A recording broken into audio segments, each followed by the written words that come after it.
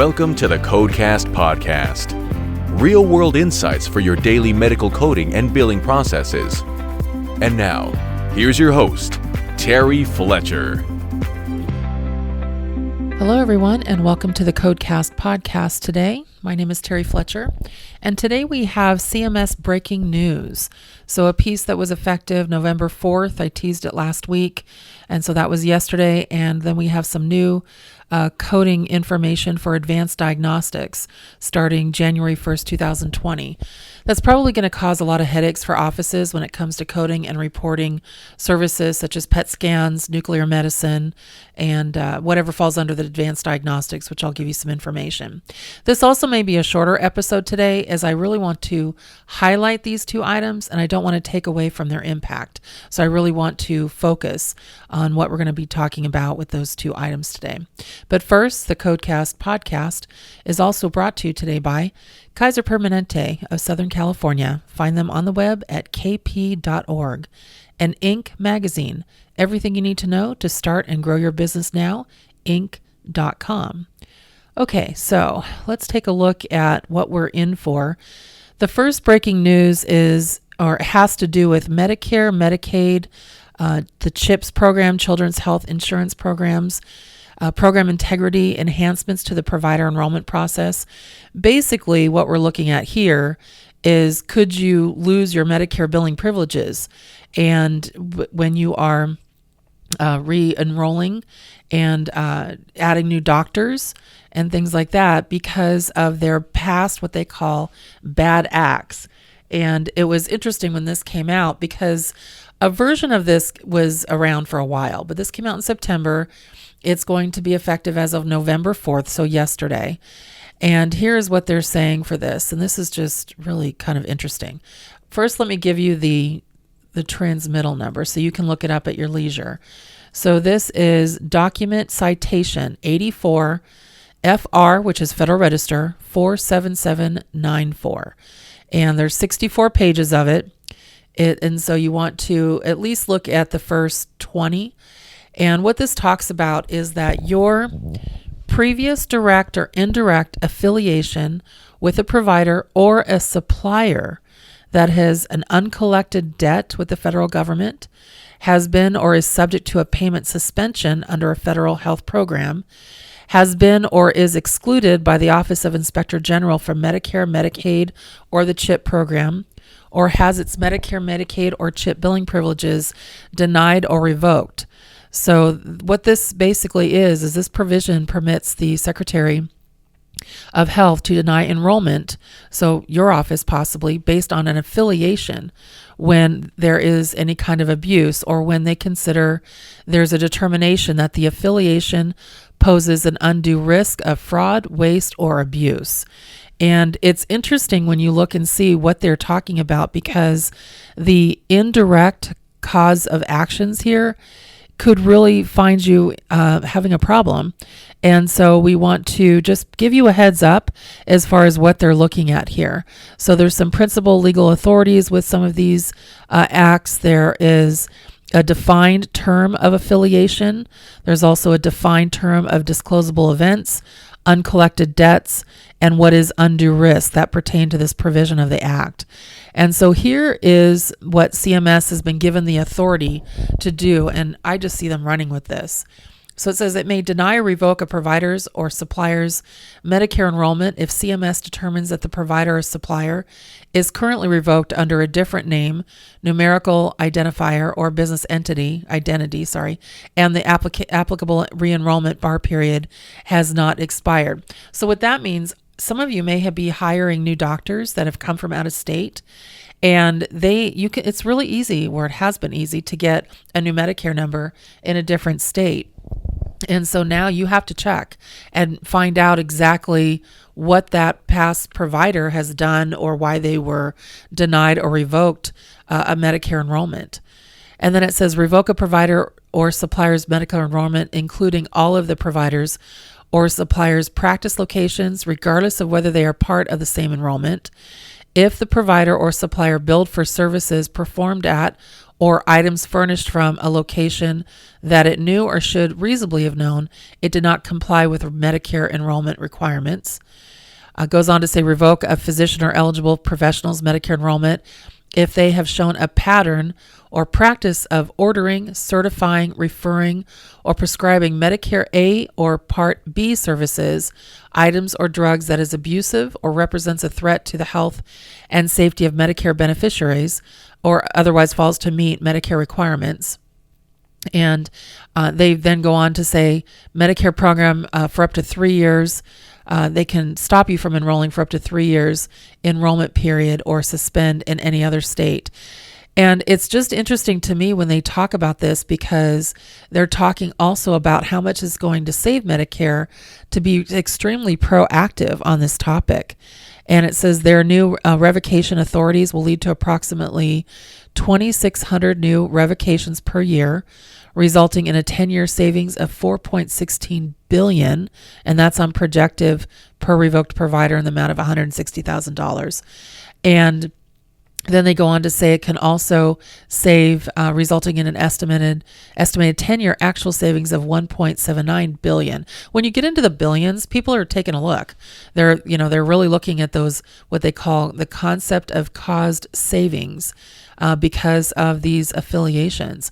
So let's just say that you had a provider that you sent out for diagnostic testing, and you had no idea if this diagnostic imaging center was not allowed to be Medicare approved, or if they came from a different state, reorganized, and came into this state. So now you're using them or referring patients there, because remember, it also said referring. You're referring patients to this entity. They had some kind of bad acts or something that caused them to get their eligibility revoked from Medicare. And so now you're affiliated with them. This can cause you to get your eligibility revoked and enrollment revoked, even though you didn't do anything. You just had that indirect affiliation, because now they could consider you a risk. So when I look at this and I read through it, I think you need to be very concerned, because you're going to have to be so proactive, especially under that form where you're looking at PCOS, and that's the provider enrollment chain and ownership system, and that process, because that it captures information about the provider or supplier that is needed for CMS or its contractors to determine whether they meet all the Medicare requirements. And a lot of these legal businesses, they may not be forthcoming or truthful on these statements. And again, you'll have to do your due diligence, because you don't want to have that, what we call guilt by association. I did a piece on this last week on Talk 10 Tuesday for ICD-10 Monitor. And I got a lot of feedback where somebody was saying, we were told when we, this one is something similar. And then we heard your Talk 10 Tuesday live broadcast, and we did some checking on a physician actually we've been having trouble with, and we come to find out that that physician actually was revoked in New Jersey and revoked in Florida, now is here in California, and we could have some guilt by association issues because we refer to that physician and that entity. So it's definitely given practices a heads up and a little bit of a concern, because here's the affiliation definition, and this is where I'm going to stop with this and let you kind of read it on your own. So a 5% or greater direct or indirect ownership interest that an individual or entity has in another organization. A general or limited partnership interest, regardless of the percentage that an individual or entity has in another organization. So think about those ASCs you own, or the independent testing facilities, anything like that. Number 3 was an interest in which an individual or entity exercises operational or managerial control over, or directly or indirectly conducts the day-to-day operations of another organization, including for purposes, now this is under the 424.519 Federal Register, only for sole proprietorships, either under contract or through some other arrangement, regardless of whether or not the managing individual or entity is a W-2 employee of the organization. So it says if you're in charge of another outside entity and you're basically running the operations and also probably referring to that, then you have that guilt by affiliation or guilt by association. It says an interest in which an individual is acting as an officer or a director of a corporation, and then any reassignment relationship under 424.80. I'm also on the board of a couple of hospitals, so I have to look at this myself because being a board member can put me at risk if I'm not careful. And I've done my due diligence, so I know who I'm working with, and I'm very careful about that. But I go back to number 3, where it says an interest in which an individual or entity exercises operational or managerial control over, or directly or indirectly conducts the day-to-day operations of another organization, either under contract or through some other arrangement. Okay, regardless if you're getting paid or not. Okay, so this is interesting to me. For those of you out there that have outsourced your billing to a company that is India, Germany, anything that is outside the United States, you are now putting yourself at risk if you don't absolutely know how their billing practices are and what their previous bad acts could be. And so just by being affiliated and managing them or having any kind of, and it even says indirect, day-to-day operations control, you could be affiliated with those groups. And so that could really be a problem when it comes to your enrollment with Medicare. So please make sure you take a look at this. It is more, the penalties are just, they would hurt you. They would absolutely cripple you when it comes to the Medicare program. And I don't want that to happen to you. So that was one of the big new requirements that we have to be careful of. Now the second one, and let me pull this up here. So this one came out on a MedLearn Matters article, and it came out on July 26th, but it's effective January 1st, 2020. This is going to be really big for my radiologist, for my cardiologist, my pulmonologist, anybody who's dealing with some of my orthopedic surgeons. So what is an advanced diagnostic image service? And this is what you're furnishing in your office. Okay, this isn't something that you're reading a service at the hospital.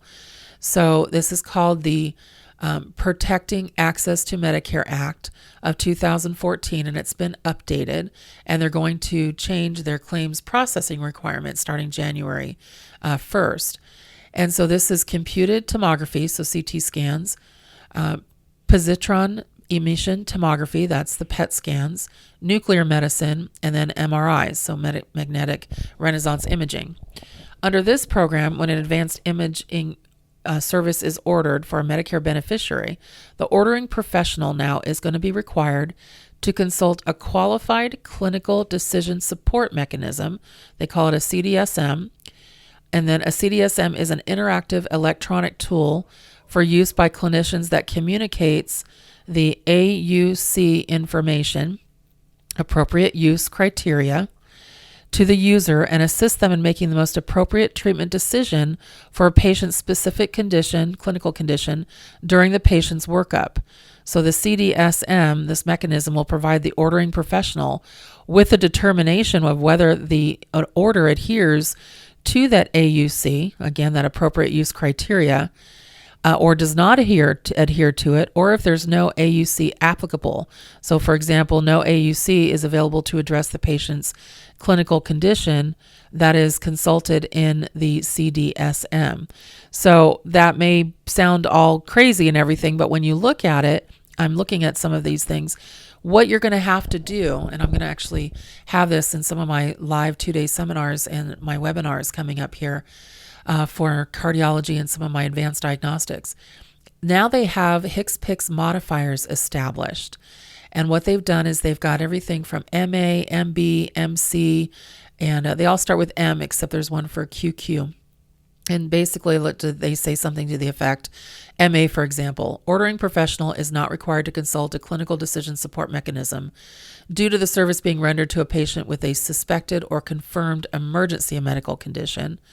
And then MB says ordering professional is not required to consult a clinical decision support mechanism due to the significant hardship exception of insufficient internet access. So that would be in a depressed area or a metropolitan depressed area. And then here's one that you have to be careful of. Let me see here. So it says the order for this service adheres to the appropriate use criteria in the clinical decision support mechanism consulted by the ordering professional. So before you can send a patient over, for example, for a nuclear, which a lot of cardiologists do after they have a suspect stress echo, they will just say, okay, we're going to set you up for a nuclear because we need to find some more information. They will have to first make sure that it was qualified through the CDSM. And if it was qualified, then on your claim form, where you actually put your code for your nuclear medicine, then there's going to be extra codes, and these are G codes, which means they're tracking codes, and it's on a single line item itself, and it'll say clinical decision support mechanism applied pathways as defined by the Medicare appropriate use criteria. So you'll have a modifier you have to use. If you use ME, MF, or MG, then you also have to add on a G modifier on a separate claim line to report which qualified CDSM was consulted. And so will it be applied pathways? Was it Evicor, MedCurrent, Medicalis? So you're going to have to do a lot of research on this because you have to use who they're approving. You have to make sure you have the right line items, and you have to make sure that you have the correct modifiers. So talk about a crazy new thing to do here when it comes to jumping hoops to get your claims paid for Advanced Diagnostics. It goes on to say, since G codes do not have associated payment rates, so they're not payable codes that are they're only really used for reporting in this scenario, it is expected that your MAC will probably adjudicate a no-pay G code line item and use the following message. So you may get a CARC denial, or you may get a RAC denial, and it'll say this is for quality purposes only.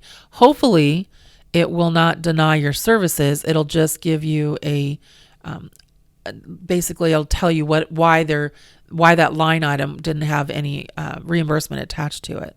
But the CMS MedLearn Matters article, it puts the codes appropriate there, not just for MRIs, CT scans, nuclear medicine, but also what the hospital uses outpatient-wise for C codes, and then gives additional information on this.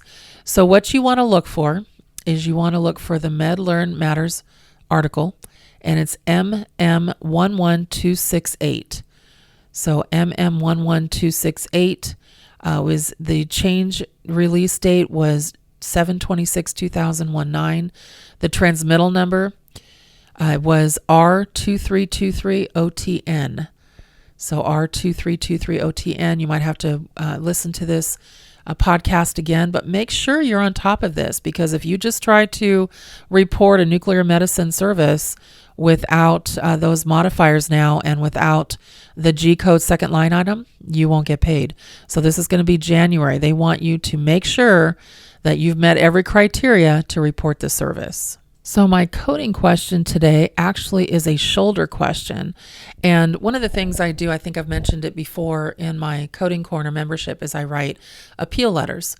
And there was a couple of questions that came up from a Medicare patient regarding an arthroplasty, glenohumeral joint, total shoulder, okay, and that is a 23472. And then it was basically you're replacing the glenoid and proximal humeral components of the shoulder. And then also a tenonesis of the long tendon of the biceps, 23430, and how to report those together.